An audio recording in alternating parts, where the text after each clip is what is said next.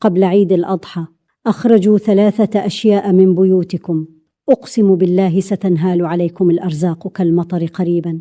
كم بيت يعيش ضيقا وتعبا منذ سنوات طويلة، وكم قلوب امتلأت خوفا بسبب قلة المال دائما. لكن اسمعوني بالله عليكم هذه الليلة جيدا، فربما تكون هذه الكلمات سببا في تغيير حياتكم. أقسم بالله ليست كل مشكلة سببها الفقر أبدا، بل أحيانا توجد أشياء تمنع البركة داخل البيوت، أشياء صغيرة يراها الناس عادية كل يوم، لكنها عند الله عظيمة وتغلق أبواب الخير سريعا. وفي هذه الأيام المباركة قبل عيد الأضحى مباشرة تتضاعف الرحمات وتفتح أبواب السماء بشكل عجيب، وفيها دعوات يرفعها الله فوق الغمام سريعا، وفيها فرج قريب لكل قلب عاد لله بصدق. لكن المشكلة أن كثيرا من الناس غافلون تماما، يبحثون عن المال وينسون سبب نزول البركة أصلا. أقسم بالله هناك بيوت يدخلها المال كثيرا يوميا، لكن لا يوجد راحة ولا سكينة ولا بركة أبدا. وهناك بيوت بسيطة جدا، لكن قلوب أهلها مطمئنة، لأن بركة الله تسكن ذلك البيت ليل نهار دائما. لهذا أريد منك الآن أن تسمعني بقلبك كله، ولا تعتبر هذا الفيديو مجرد كلام عابر فقط.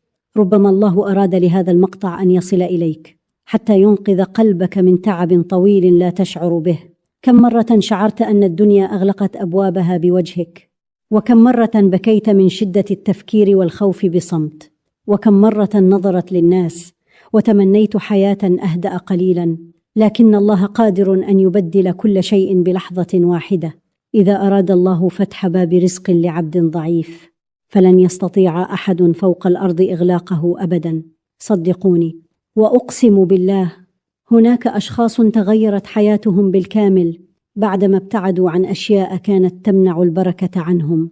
واحد كان يعيش ضيقا لا ينتهي داخل بيته، ثم عاد إلى الله فتغيرت حياته بسرعة عجيبة. وآخر كان يخاف من المستقبل كل ليلة دائما، ثم فتح الله له أبواب رزق لم يتوقعها أبدا، لأن الله إذا أحب عبدا متعبا ومكسور القلب أرسل له فرجا يبكيه من شدة رحمته الكبيرة. وفي هذه الليالي المباركة قبل العيد مباشرة هناك أسرار عظيمة يغفل عنها أكثر الناس للأسف، أسرار تجعل البركة تدخل البيت بطريقة عجيبة جدا، وتجعل الرزق يأتي من أماكن لا تخطر بالبال. لكن قبل أن أخبركم بهذه الأشياء ال3 المهمة، أريد منكم شيئا بسيطا من أعماق قلوبكم الآن. أغلقوا هواتفكم قليلا واهدأوا لدقائق بسيطة فقط، وفكروا كم مرة أنقذكم الله من الانكسار سابقا، كم مرة ظننتم أن كل شيء انتهى تماما، ثم أرسل الله لكم فرجا لم تتوقعوه أبدا. لهذا لا تيأسوا مهما اشتد التعب والخوف عليكم، فالله قادر أن يغير حياتكم بأيام قليلة فقط. وأقسم بالله ربما تكون هذه الأيام المباركة الآن بداية الفرج الحقيقي الذي انتظرتموه منذ سنوات طويلة. وربما هذا الفيديو جاءكم في الوقت المناسب تماما حتى يوقظ قلوبكم قبل أن تضيع البركة أكثر، لأن بعض الناس يعيشون سنوات وسط التعب والضيق ولا يعلمون أن السبب قريب منهم داخل بيوتهم. لهذا اسمعوا هذا الكلام بيقين كامل بالله دائما، فما خاب عبد تعلق بالله سبحانه يوما أبدا. أول شيء يجب أن تخرجوه من بيوتكم فورا هو التهاون بالصلاة والبعد عن الله سبحانه دائما. أقسم بالله كثير من الناس لا ينتبهون لهذا أبدا، ثم يتساءلون لماذا اختفت البركة من حياتهم سريعا. كيف يطلب الإنسان الرزق من الله كل يوم وهو يضيع الصلاة التي أمره الله بها دائما؟ كيف ينتظر الفرج والراحة وطمأنينة القلب الكبيرة وهو يبتعد عن باب الله شيئا فشيئا؟ للأسف أقسم بالله الصلاة ليست مجرد حركات نفعلها يوميا، بل هي سر عجيب يغير حياة الإنسان بالكامل. الصلاة راحة للقلب المتعب والخائف دائما، والصلاة نور يدخل البيت فيطرد الحزن والضيق. وهناك بيوت لا يدخلها الشيطان بسهولة أبدا، فقط لأن أهلها يحافظون على صلاتهم بخشوع دائم. وفي المقابل هناك بيوت مليئة بالمشاكل والتعب بسبب التهاون بالصلاة والغفلة الطويلة عن الله. أقسم بالله بعض الناس يبكون من ضيق الرزق كثيرا، لكنهم ينامون عن صلاة الفجر كل يوم للأسف. وبعضهم يطلبون الفرج ليل نهار باستمرار، لكن قلوبهم بعيدة عن الله وعن الطاعة الحقيقية. لهذا قبل أن تبحث عن المال والراحة دائما، ابحث أولا عن علاقتك الحقيقية بالله سبحانه، لأن الله إذا أحب عبدا فتح له الأبواب وألقى البركة في رزقه وعمره وقلبه بالكامل. كم شخص كان يعيش ضيقا لا ينتهي أبدا، ثم حافظ على صلاته فتبدلت حياته سريعا. وكم إنسان شعر براحة لم يشعرها منذ سنوات، فقط لأنه عاد إلى الله بصدق وخشوع حقيقي. أقسم بالله الصلاة تصنع معجزات داخل القلوب المتعبة، وتطفئ نار الخوف والقلق والحزن بطريقة عجيبة. لهذا أريد منك الليلة وعدا صغيرا فقط، ألا تترك صلاتك مهما تعبت بالحياة أبدا، حتى لو كنت غارقا بالمشاكل والهموم الكثيرة.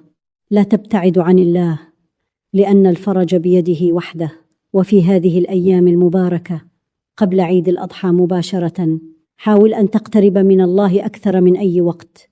قم لصلاة الفجر ولو كنت متعبا جدا دائما، وأقسم بالله سترى فرقا عجيبا داخل قلبك سريعا.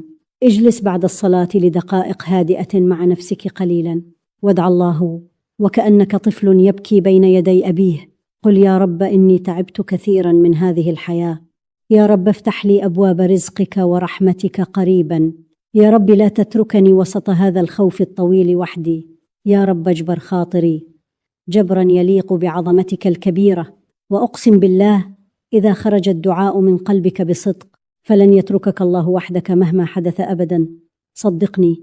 لكن هناك شيء آخر يدمر البركة داخل البيوت، ويجعل الرزق يختفي بطريقة مخيفة دون انتباه الناس.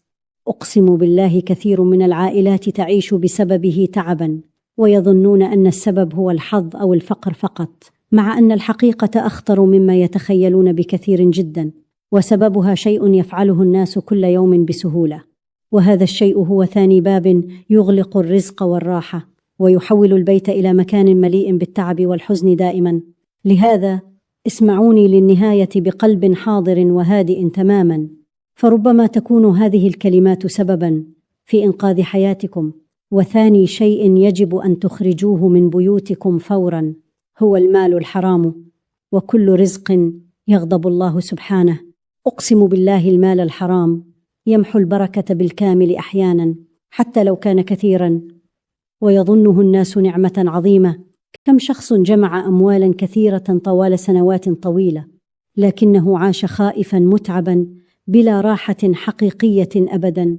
وكم بيت دخله المال من كل مكان بسهولة، لكن أهله يعيشون حزنا ومشاكل لا تنتهي دائما، لأن البركة ليست بكثرة المال فقط أبدا، صدقوني، بل البركة رزق من الله يضعه حيث يشاء. أقسم بالله لقمة حلال صغيرة فيها بركة عظيمة خير من أموال كثيرة بلا راحة ولا طمأنينة. لهذا راقبوا أموالكم جيدا في هذه الأيام المباركة، واسألوا أنفسكم من أين يأتي هذا الرزق دائما؟ هل فيه ظلم أو غش أو أكل لحقوق الناس؟ هل فيه كذب وخداع وأذية لعباد الله الضعفاء؟ لأن الله يمهل العبد أحيانا لكنه لا يهمل أبدا، والرزق الحلال وحده يجلب الراحة للقلب والبيت. كم إنسان ترك شيئا حراما خوفا من الله وحده فعوضه الله خيرا لم يكن يحلم به أبدا.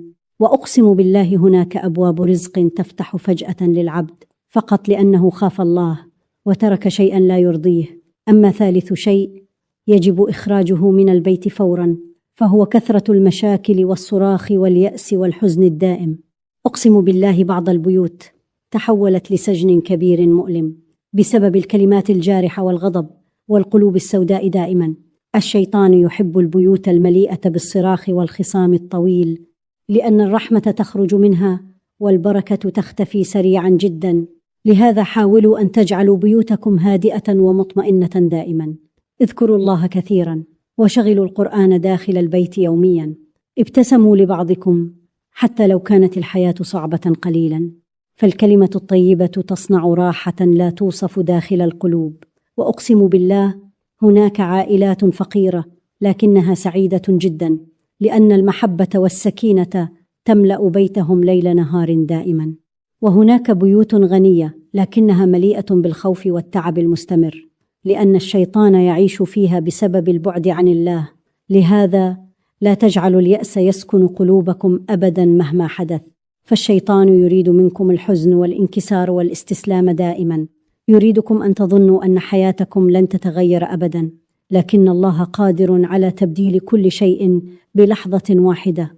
وفي هذه الأيام العظيمة قبل عيد الأضحى مباشرة أعيد النور والسكينة والقرآن إلى بيوتكم من جديد. أقسم بالله إذا صلحت القلوب داخل البيت يوما ستنزل البركة والراحة والرزق بطريقة تبكيكم فرحا. لكن الآن انتبهوا جيدا لما سأقوله لكم جميعا، لأن هناك عملا عظيما يفتح أبواب الرزق سريعا. عمل بسيط